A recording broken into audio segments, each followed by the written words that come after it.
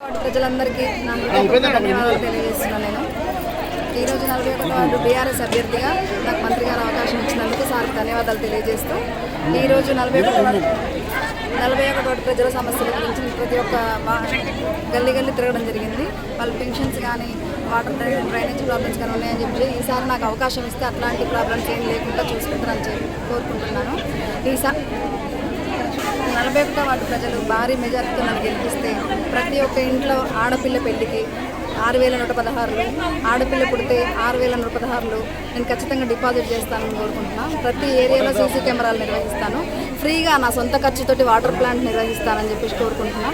Pensions లేని వారికి pensions పెట్టిస్తాను, ఇల్లులు లేని వారికి ఇల్లులు పెట్టిస్తాను. పెన్షన్స్ తెచ్చుకోవడానికి ఎక్కడికో దూరంగా వెళ్తున్నారు, ఆ పెన్షన్ సౌకర్యం కూడా నా కేంద్రం కూడా ఇక్కడ నా వాటిని పెట్టిస్తానని చెప్పి మనవి చేస్తున్నాను. ఈసారి గెలిచిన తర్వాత నాకు జిమ్ సెంటర్ ఉందండి. యువతకి జిమ్ ఫ్రీగా ఇవ్వాలని చెప్పేసి నిర్ణయించుకుంటున్నాను.